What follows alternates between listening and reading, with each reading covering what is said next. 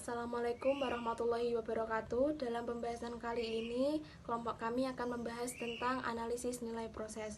Sebelumnya, perkenalkan, nama saya Anissa Intan Amalia dengan NIM 2542 dan dua rekan saya Widya Ayu Permatasari dengan NIM 2466 dan Triksia Alfikrotun Najiha dengan NIM 2540. Materi pertama akan disampaikan oleh rekan saya Widya Ayu Permatasari. Assalamualaikum warahmatullahi wabarakatuh. Perkenalkan, nama saya Widya Ayu Permatasari dari kelas ME. Pada pertemuan kali ini saya akan menjelaskan tentang analisis nilai proses. Yang pertama yang saya akan jelaskan adalah pengertian dari analisis nilai proses. Analisis nilai proses merupakan suatu yang mendasar dalam akuntansi pertanggungjawaban berdasarkan aktivitas.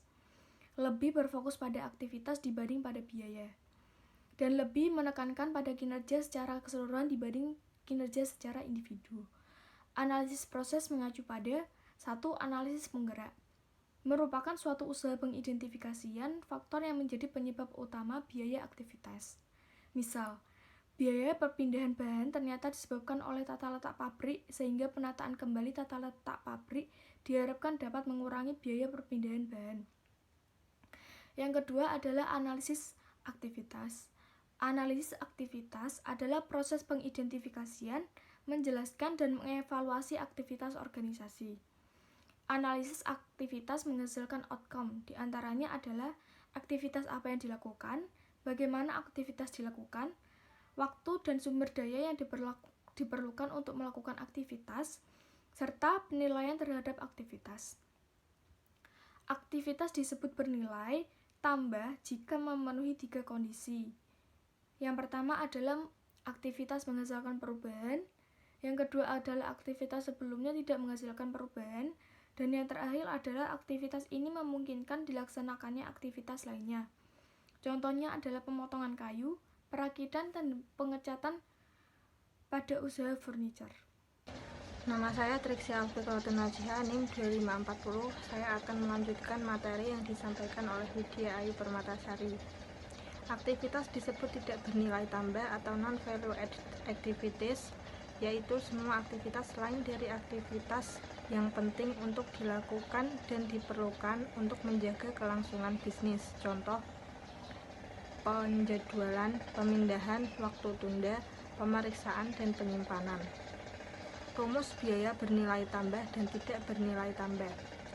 Biaya bernilai tambah dirumuskan dengan SQ kali SP. Biaya tidak bernilai tambah sama dengan kurung buka AQ min SQ kurung tutup dikali SP.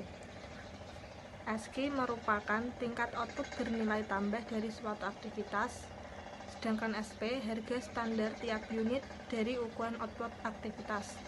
AQ kuantitas aktual penggunaan sumber daya fleksibel atau kapasitas aktivitas praktis yang diperoleh untuk sumber daya terkait.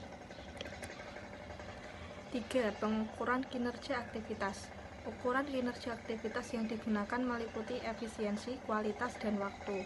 Adapun ukuran keuangan dari efisiensi aktivitas meliputi 1.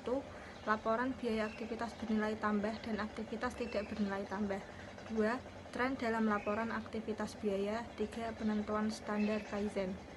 Standar Kaizen meliputi 1. Laporan biaya aktivitas bernilai tambah dan aktivitas tidak bernilai tambah. 2. Tren dalam laporan aktivitas biaya. 3. Penentuan standar Kaizen. Standar Kaizen berfokus pada pengurangan biaya dari produk dan proses yang sudah ada melalui pengurangan biaya-biaya tidak bernilai tambah. Pengendalian terhadap proses pengurangan biaya ini dilakukan melalui penggunaan 2 subsiklus, yakni siklus Kaizen atau siklus perbaikan berkelanjutan dan siklus pemeliharaan.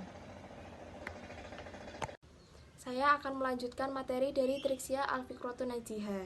Yang keempat ada benchmarking. Benchmarking adalah pendekatan lain untuk pembuatan standar yang digunakan untuk membantu mengidentifikasi peluang perbaikan aktivitas. Benchmarking menggunakan praktik terbaik sebagai standar untuk mengevaluasi kinerja aktivitas.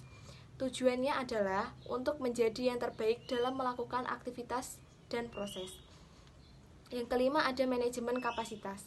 Kapasitas aktivitas menunjukkan jumlah berapa kali suatu aktivitas dapat dilakukan.